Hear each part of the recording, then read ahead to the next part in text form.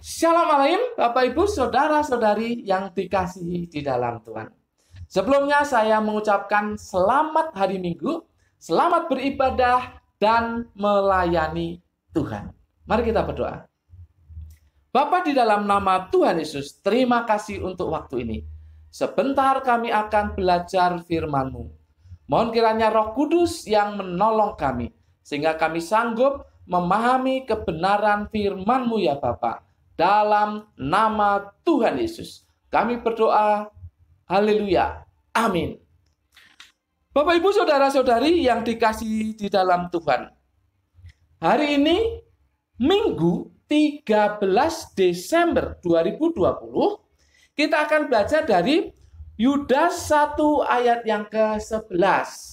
Yudas 1 ayat yang ke-11. Judulnya adalah hati-hati dengan jalan-jalan ini. Hati-hati dengan jalan-jalan ini. Bapak, Ibu, saudara-saudari yang dikasihi dalam Tuhan, ayat ini memang menjelaskan atau ada kaitannya dengan penjelasan mengenai guru-guru palsu. Namun bukan berarti ayat ini hanya ditujukan untuk para pengajar rohani saja. Tidak. Jemaat juga harus memperhatikannya. Karena bisa saja jemaat itu juga terjebak dengan sikap hidup dari orang-orang yang disebut di ayat ini. Jadi harus perhatikan. Jadi baik hamba Tuhan, pendeta, pastor, guru agama, maupun jemaat Tuhan, itu harus memperhatikan ayat ini. Mari kita baca ayat ini. Celakalah mereka, karena mereka mengikuti jalan yang ditempuh Kain. Dan karena mereka oleh sebab upah menceburkan diri ke dalam kesesatan Bileam. Dan mereka binasa karena kedurhakaan seperti Korah. Ada kata-kata yang sangat keras di sini. Mari perhatikan ini keras sekali. Celakalah. Celakalah. Ini kata-kata yang sangat keras. Kata celaka dalam bahasa Yunani itu owai. Owai. Ini literalnya adalah sengsara. Atau kalau ditujukan kepada orang lain, sengsara kau gitu ya. Sengsara. Atau kata seruan aduh yang menunjukkan kepada keadaan susah. Keadaan susah. Jadi kalau dikatakan celakalah itu berarti bisa mengalami hal yang menyengsarakan atau kesusahan yang luar biasa. Mengapa sampai ada peringatan atau kata yang keras seperti ini? Nah, ini ada tiga jalan atau jalan hidup yang ditunjukkan oleh tiga pribadi ini yang bisa menyesatkan baik hamba Tuhan maupun jemaat pada zaman sekarang. Perhatikan yang pertama. Jalan yang ditempuh Kain. Jalan yang ditempuh Kain. Karena mereka mengikuti jalan yang ditempuh Kain. Bapak Ibu bisa pelajari tentang Kain itu di Kejadian 4 ayat 1 sampai dengan yang ke-16. Apa intinya? Apa intinya jalan yang ditempuh oleh Kain? Kain itu tidak bisa menerima kenyataan atau bersyukur. Yaitu ketika persembahannya memang tidak diterima oleh Tuhan. Tidak bisa melihat diri sendiri. Atau bahkan juga tidak bisa mengakui. Tidak maulah mengakui kesalahannya sendiri. Tentu ada sesuatu yang membuat persembahannya tidak diterima Tuhan. Tentu. Pasti ada alasannya. Mengapa persembahannya tidak diterima oleh Tuhan. Tetapi Kain tidak mau mengakui itu, tidak mau melihat diri sendiri. Tidak mau itu. Kain itulah jalan yang ditempuh oleh Kain.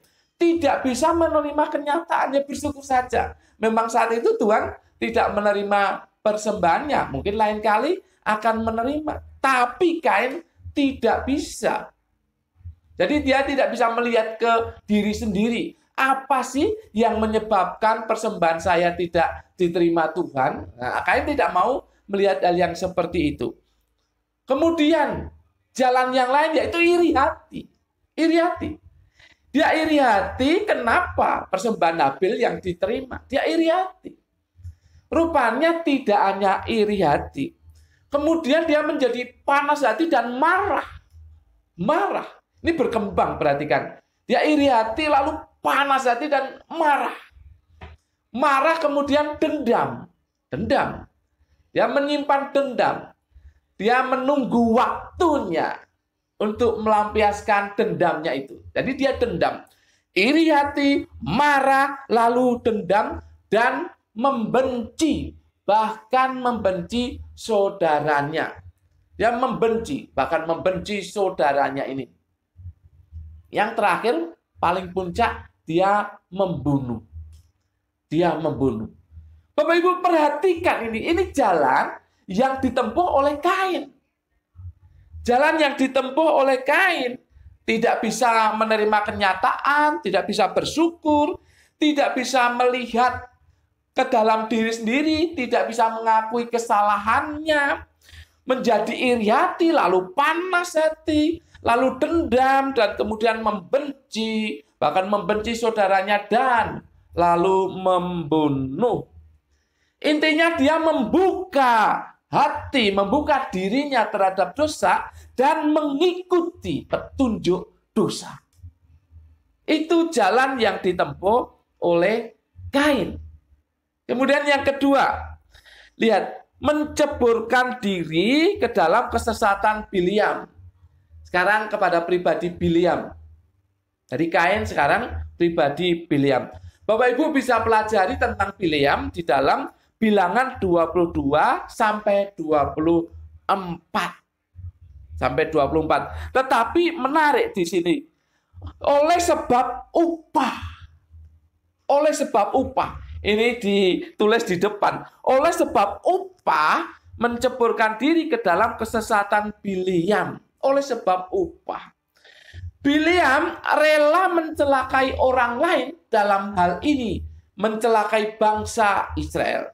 Mencelakai umat Tuhan. Yang penting dirinya mendapat untung. Dirinya mendapat untung. Memang akhirnya Tuhan mengubah kata-kata yang kutuk yang hendak dia katakan diubah menjadi berkat. Atau Tuhan menanamkan kata-kata berkat kepada dirinya. Tetapi dia jalan itu karena memaksa Tuhan. Awalnya Tuhan sudah katakan tidak usah jalan dengan Balak. Tidak usah mengikuti Balak. Tetapi kemudian dia nekat tanya lagi kepada Tuhan. Maka Tuhan izinkan. Itu karena apa? Karena upah. Karena upah. Karena upah, maka dia rela mencelakai orang lain. Yang penting dirinya mendapat untung. Intinya adalah dia dikuasai oleh keserakahan dan rakus. Keserakahan dan rakus itu Bileam. Orang lain tidak peduli lah. Orang lain mau celaka, mau bagaimana. Yang penting saya mendapat upah. Yang penting saya mendapat keuntungan. Itulah Bileam. Dan guru-guru palsu menceburkan diri dalam tindakan seperti itu.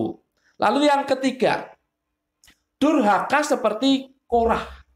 Durhaka seperti Korah. Dikatakan di ayat itu, dan mereka binasa karena kedurhakaan seperti Korah. Bapak Ibu bisa belajar tentang Korah di dalam Bilangan pasal 16 ayat 1 sampai 30. Korah adalah orang yang tidak tunduk pada otoritas. Saat itu yang memimpin adalah Musa. Dan yang memimpin secara kerohanian adalah Harun. Dan pimpinan utama bagi umat Tuhan, termasuk Korah tentunya adalah Tuhan. Tapi Korah tidak tunduk pada otoritas. Dia ingin juga punya hak dan jabatan rohani seperti Musa ataupun Harun. Intinya di sini adalah pemberontakan. Korah memberontak terhadap yang berwenang. Baik Musa, Harun maupun Tuhan. Dan memberontak terhadap otoritas yang ada di atasnya. Bapak Ibu saudara-saudari yang dikasih dalam Tuhan, mari perhatikan diri kita masing-masing. Mari kita lihat, apakah ada iri hati dalam diri kita? Tanyakan pada diri sendiri. Apakah Anda iri hati? Apakah saya iri hati? Itu harus ditanyakan terus-menerus. Apakah ada iri hati terhadap orang lain, Bapak Ibu? Apakah ada iri hati terhadap orang lain, saudara-saudari? Apakah ada iri hati? Dan kemudian berkembang. Apakah ada kebencian di dalam diri Anda ataupun saya? Apakah ada iri hati lalu ada kebencian di dalam diri kita masing-masing terhadap orang lain? Bahkan terhadap saudara? Kalau ada, itu artinya kita mengikuti jalan Kain. Jalan hidup Kain kita ikuti. Kalau ada iri hati dan kebencian, itu berarti ada jalan hidup Kain di dalam diri Anda atau saya.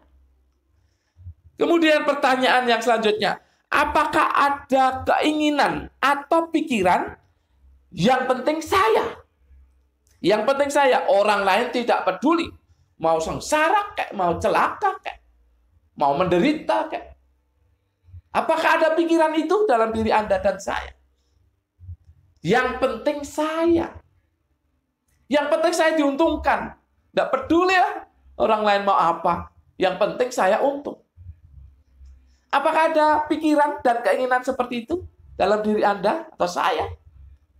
Kalau ada berarti kita menceburkan diri dalam kesesatan Bileam. Yang penting adalah untuk diri sendiri. Mendapat banyak-banyak harta, uang, kedudukan, atau apapun. Tidak peduli. Biar orang lain celaka. Biar orang lain menderita, sengsara, tidak peduli. Yang penting saya. Itu kesesatan Bileam. Kalau ada di dalam diri Anda dan saya, itu kita menceburkan diri, meniru jalan hidup Bileam. Pertanyaan yang selanjutnya, apakah ada ketidaktundukan pada otoritas? Apakah ada dalam diri kita ini ketidaktundukan pada otoritas? Dikit-dikit nyalain pimpinan, dikit-dikit nyalain, dikit-dikit nyalain. Kemudian mengajak orang lain, nyalain pimpinan. Itu tidak tunduk pada otoritas. Bapak Ibu saudara-saudari yang dikasih dalam Tuhan, ini bukan hanya berlaku bagi para hamba Tuhan kan? Ini jemaat biasa juga bisa ini melakukan hal ini. Tidak tunduk pada otoritas. Jadi hatinya itu ingin memberontak. Kalau ada perkataan nasihat atau wejangan dari pimpinan, dia hanya mengatakan, gitu. Kamu, gitu. Hanya seperti itu. Tidak mau melihat, memperhatikan, dan mengikuti arahan dari pimpinan. Itu tidak tunduk pada otoritas. Kalau itu dibiarkan dalam hidup kita, lama-lama kita akan mengatakan tentang firman Tuhan, apa itu? Apa itu? Kita menjadi tidak tunduk pada Tuhan yang adalah otoritas tertinggi bagi kita. Bahaya sekali, bahaya sekali. Itulah jalan yang ditempuh oleh Korah, pemberontakan. Pemberontakan. Bapak Ibu, mari kita mengevaluasi setiap saat diri kita. Supaya tidak ada iri hati, supaya tidak ada kebencian, supaya tidak ada keinginan untuk diri sendiri, egois, tidak. Supaya kita tunduk pada otoritas, tidak memberontak. Kita harus evaluasi setiap saat. Sebab kalau kita mengikuti jalan-jalan itu, maka kata yang disampaikan di sini, celakalah, itu akan menimpa kita.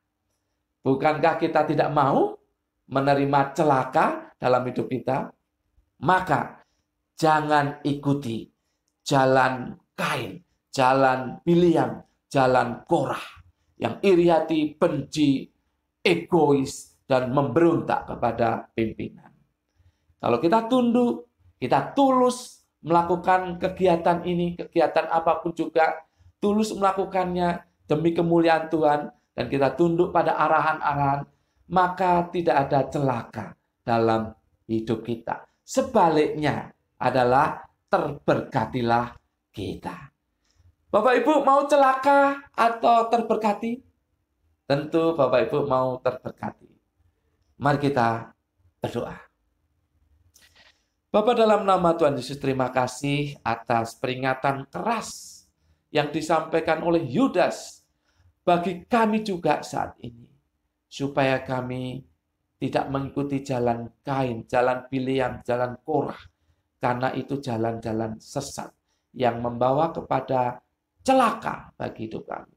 Oleh sebab itu kami berdoa, biarlah Roh Kudus menolong kami, supaya kami menjadi orang yang terberkati, yaitu kami tunduk kepada otoritas, tidak ada iri hati, tidak ada kebencian, dan peduli kepada sesama.